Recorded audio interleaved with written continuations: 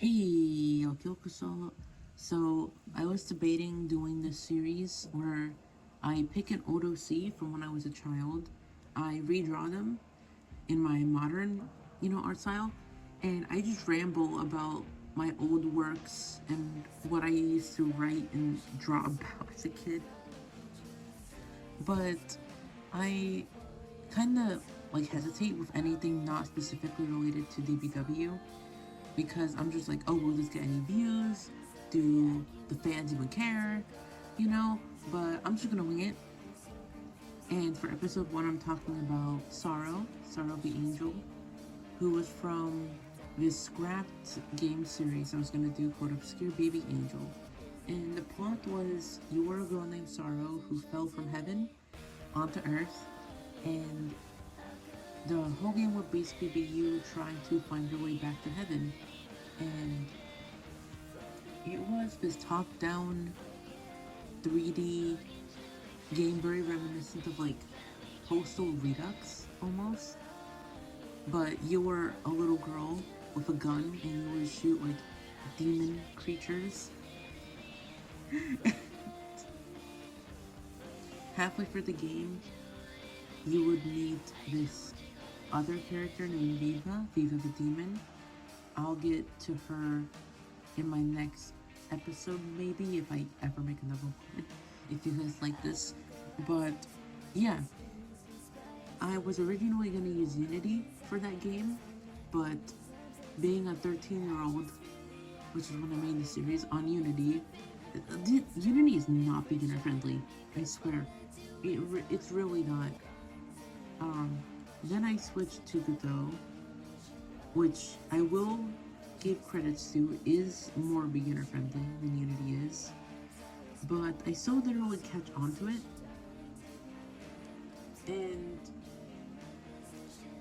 by last year of when I was turning 14, I basically just abandoned it and never went back to it. But I still kept Sorrow around as a character, and that's why I have so many pictures of when I used to draw her, because I still liked her and I still wanted to keep her design around.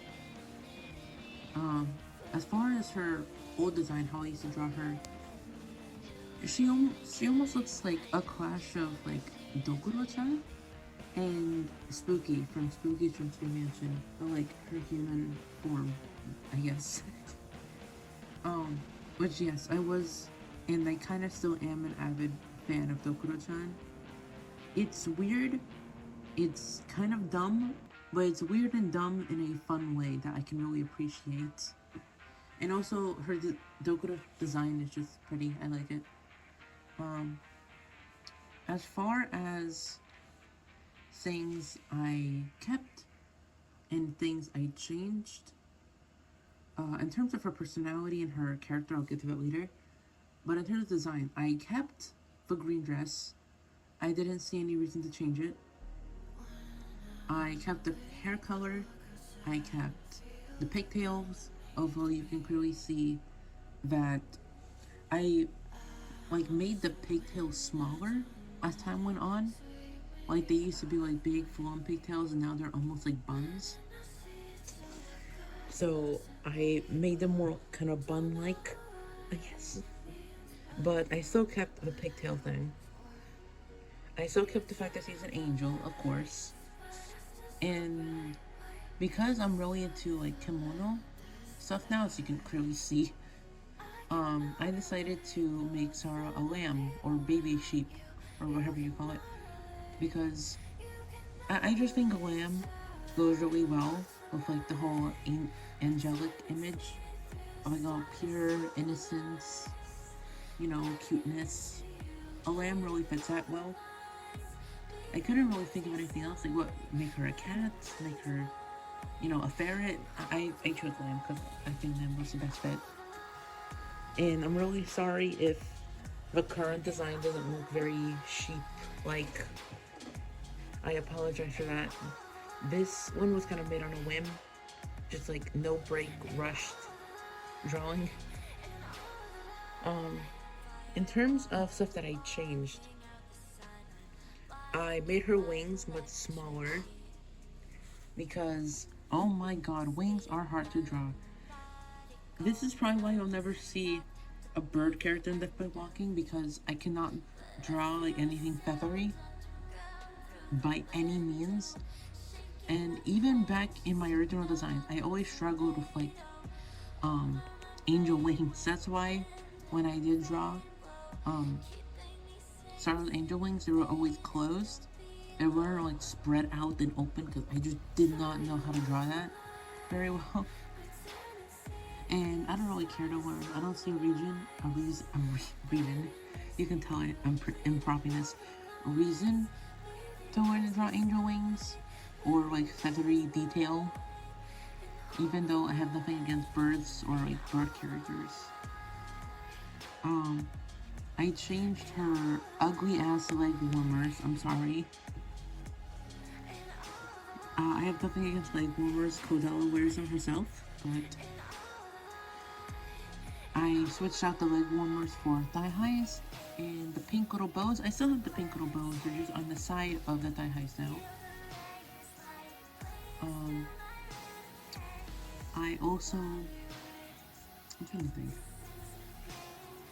I added her ribbon on her neck just because like it was a choice I made on a whim. I just decided, oh, this looks cute. And the bandage, because I don't know, I think bandages or band-aids symbolize being broken, being traumatized like very well.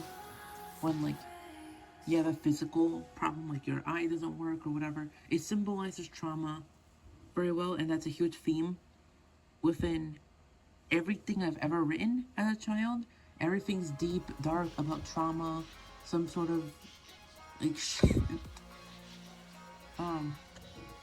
Now in terms of her personality and her lore, I will get to that now.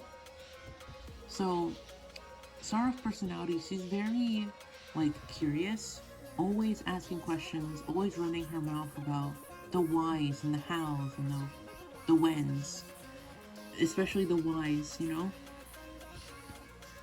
As a human child,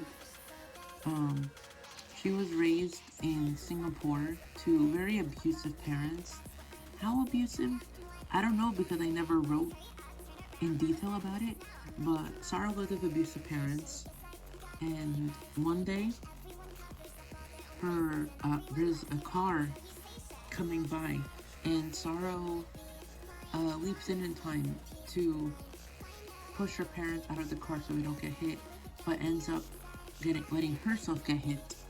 And that's basically how she died, was she was run over by a car trying to protect her family. And by the end of Obscure Baby Angel, there was this running like religion commentary almost, where it's like you're meant to question why Sorrow is like, why she deserves to go to heaven for protecting bad people. You can see where I was getting at with this. I never liked the concept of religion or Christianity as a kid. Specifically like Mormonism and like the wacko Christians. And I was always questioning like why, you know, does the church like defend horrible people?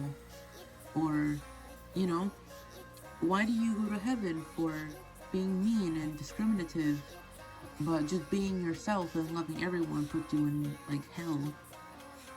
And yeah, you were meant to question like, why did Sarah go out of her way to protect her parents, who Sarah knows is horrible and has been abusing her? Why does she still feel the need to protect them and make sure they're okay? You're meant to question that.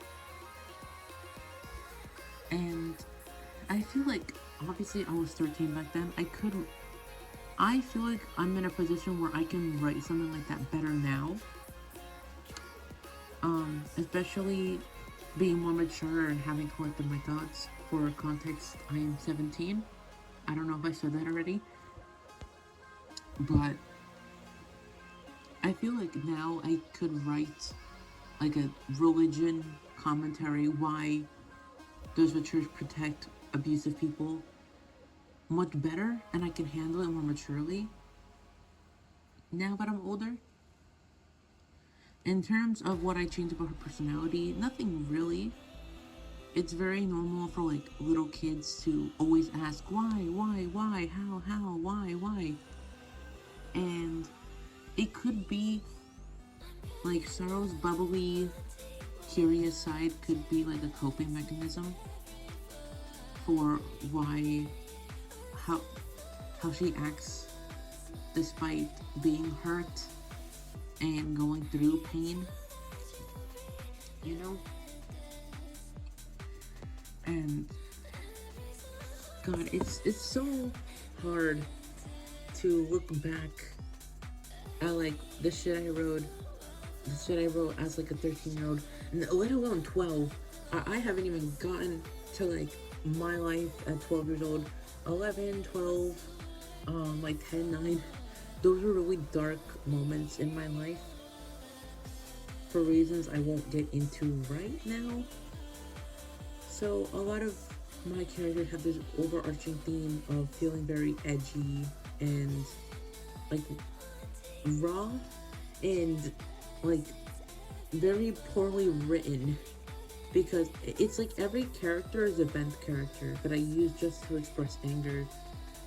And I guess Sorrow kind of comes from that kind of place. But will I keep her around? It's the big question. Will I keep her around as an OC, or will I just discard her entirely? I want to keep her around. I love her design. I think she has great potential. All of my OCs have great potential, honestly. Even like the shittiest ones, they have potential. I want to believe. And I think it would be a really cute idea to have old OCs like Sorrow appear in like cameos in the next DBW episodes. Like I can have Sorrow, you know, sitting on a rooftop, watching the sky, or in the clouds, or, you know, I could have one of my other old OCs chilling at the college campus near Codell and her friends. Like, that would be really cute if I did that. But yeah, so this is my episode of rambling about old OCs. In conclusion, honestly, I want to keep Sarah around.